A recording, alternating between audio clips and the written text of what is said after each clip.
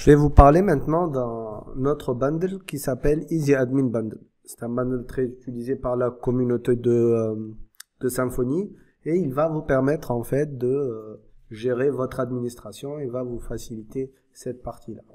Donc comme d'habitude, on va aller voir la documentation de Symfony pour voir comment gérer ce bundle-là. Bien sûr, pour FOS User Bundle, vous pouvez voir toutes les autres options offertes par ce bundle-là, qui sont très nombreuses. Donc, on va aller lui demander Easy Admin Bundle. Voilà. Et voilà. On a notre Easy Admin Bundle. Voilà la documentation officielle. Donc, lorsque vous trouvez qu'un bundle, la documentation de bundle se trouve dans la documentation FOS de Symfony, on comprend très bien que Symfony appuie ce bundle-là. Donc, on va commencer par la première chose, c'est-à-dire l'installation de ce bundle-là. La première, c'est en utilisant Flex. Puisque la version 3.4 que nous avons n'utilise pas Flex, donc à partir de la version 4, vous allez passer par ça, même pas l'autre, vous avez tous les deux options. En fait, on utilise le Composer Require Admin. Là, il va aller vers le composant Flex qui va avoir le recipe qui correspond à admin et il va le télécharger. Nous, on va directement télécharger notre bundle en utilisant cette commande de Composer. Donc, je vais aller au niveau de ma commande et je vais lui dire, tu vas m'ajouter ça. D'accord? Donc, c'est ce qu'il va faire. Il va aller directement chercher le composant Easy Admin Bundle et il va l'installer. Donc, en attendant qu'il fasse ça, le Easy Admin Bundle, il va vous permettre d'avoir une interface d'administration des tables que vous allez paramétrer au niveau de votre configuration. Donc, si vous voulez lui dire, je voudrais avoir l'administration de telle et telle table, lui, il va vous l'offrir tout prêt à l'emploi. Donc, on voit ici qu'il va utiliser la version 1.17 de Easy Admin Bundle. Ok, donc en attendant que ça termine, on va lire le reste de la documentation. Bien sûr, on va aller activer notre bundle au niveau de notre app kernel pour le charger au démarrage. Ensuite, on va récupérer les routes.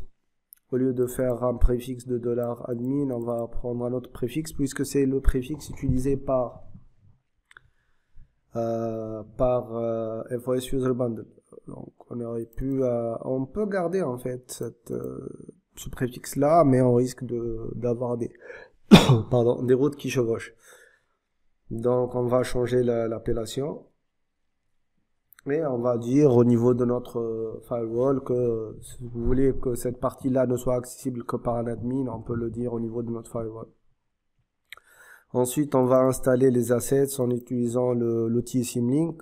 Avec les nouvelles versions de Symfony, on a le Flex qui va nous permettre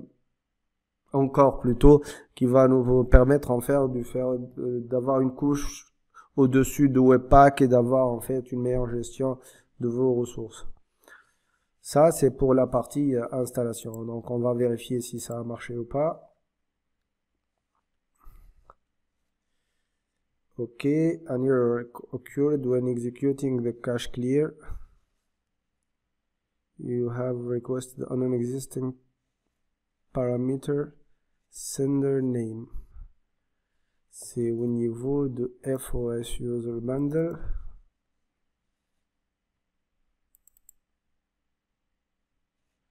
Ce paramètre-là qui n'existe pas. OK.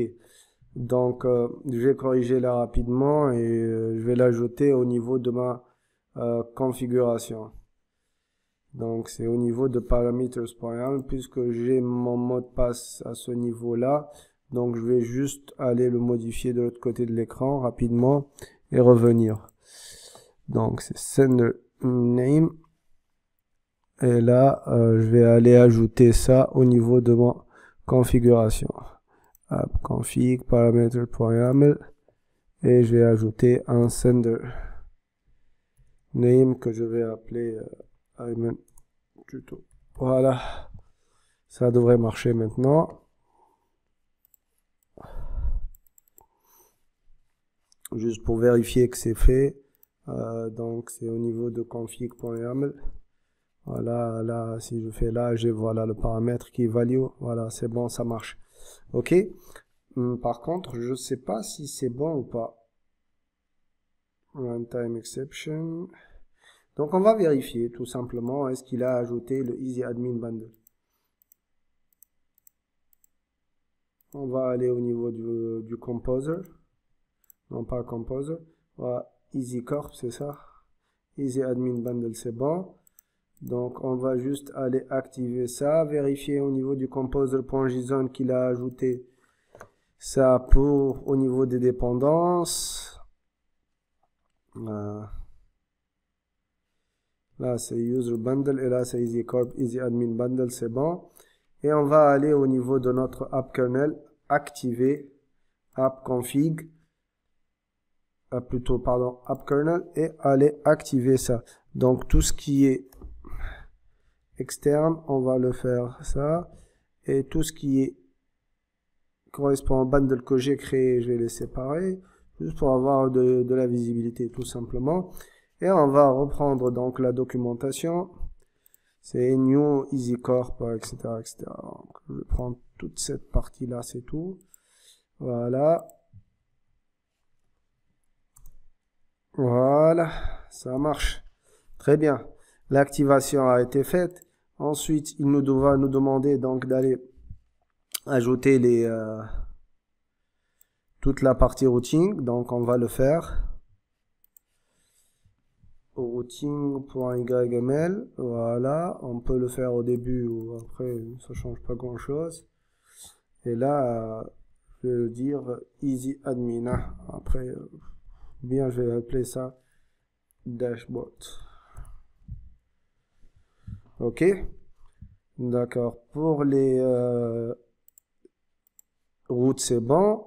Ensuite, il va nous demander de faire ça puisqu'on a une version 3. Donc, on va exécuter cette commande-là afin d'avoir nos assets.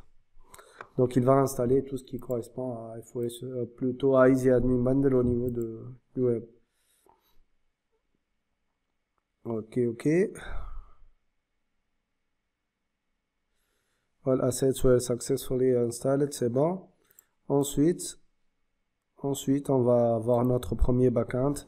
Et donc, on va passer à cette partie-là. Il nous dit que pour créer your first backend will take you less than 30 seconds. Let's suppose that your Symfony application defines 3 doctrine ORM entities, called product, category and user. Tout simplement, aller au niveau de config.yaml et d'ajouter ce truc-là. Bon, ce que je vais faire, c'est que parce que si vous avez plein d'entités à configurer, vous allez avoir votre fichier de configuration qui va être saturé. Donc, ce que je vais faire, moi, c'est d'ajouter CTRL D, pardon, et d'aller lui dire ici, au niveau de mon app config, je vais ajouter un nouveau directory que je vais appeler external, où je vais mettre les fichiers de configuration des bundles externes si j'en ai besoin. Je peux faire la même chose avec FOS User Bundle. Je vais créer un nouveau fichier que je vais appeler donc easy-admin.yml. Yes, je vais coller tout ça. Après, je vais modifier, hein, bien sûr.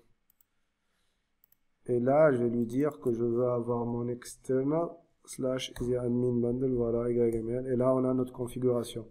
Donc, je vais essayer de voir quelles sont les entités que j'ai sous la main.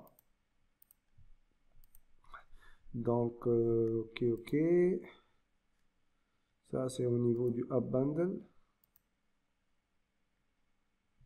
Et là, voilà, j'ai une entité player avec, voilà. Donc là, on a les teams. Un joueur, il appartient à une équipe et une équipe est composée de plusieurs joueurs. Donc, ce que je vais lui dire, c'est que ça va être I'm first bundle entity team. Et on a la même chose pour les players. Donc ici, voilà, et voilà. Et là, c'est player. Ok. Et donc, qu'est-ce que je vais faire? Je vais continuer à suivre ma documentation. Donc, congratulations, you have just created your first fully featured backend. Browse the /admin URL in your Symfony application and you will get access to the admin backend. Donc, au lieu d'avoir /admin, pour nous, ça va être /dashboard. Voilà, c'est à ce niveau-là. Donc, c'est /dashboard. Et on va voir ce que ça va donner. S'il y a des erreurs, on va les corriger.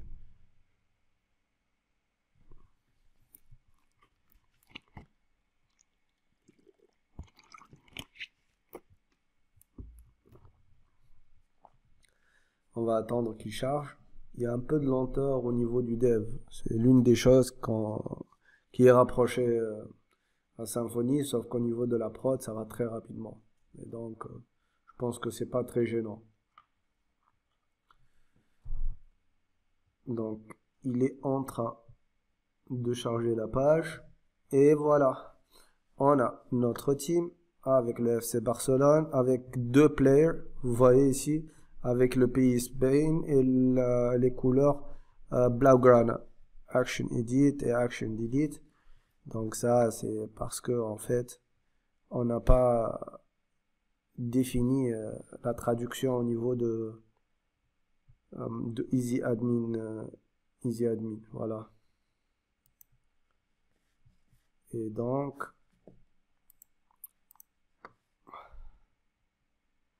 voilà. Maintenant, c'est au niveau du framework. In the interface of your backend, display the translation string instead of the actual contents. Make sure that the translator service is enabled. Ok, on va vérifier ça. Normalement, c'est bon.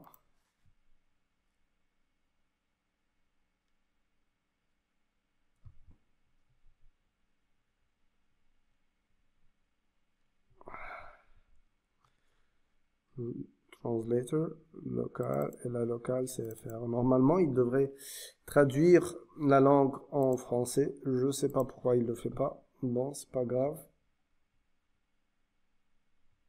On verra tout ça après. Donc là, vous voyez que je suis connecté en tant qu'admin, que je peux me déloguer. Par contre, si je fais un action edit, je vais avoir une erreur. Vous voyez, catchable fatal object of class Ayman first bundle entity player could not be converted to string. En fait, il a essayé d'afficher le player, sauf que le player c'est un objet et lui il va l'afficher en tant que string. Donc là, on va utiliser l'une des fonctions magiques de PHP, qui est la fonction, comment ça s'appelle, qui est la fonction toString, voilà. Et donc on va aller vers l'objet player et on va ajouter toString, voilà. Et là, implement toString method, je vais faire un return de $10 flèche name. C'est le nom du joueur. Ça, c'est au niveau du team, plutôt du player. Et on va faire la même chose au niveau de la team. Donc, ici, au niveau de la team, de l'équipe, on va aller tout en bas et ajouter un toString qui va nous afficher. Donc, private, plutôt public, to function, to string, et on va faire un return de $10. Vous pouvez en fait retourner ce que vous voulez. Si vous voulez mettre le nom de l'équipe, donc name plus ici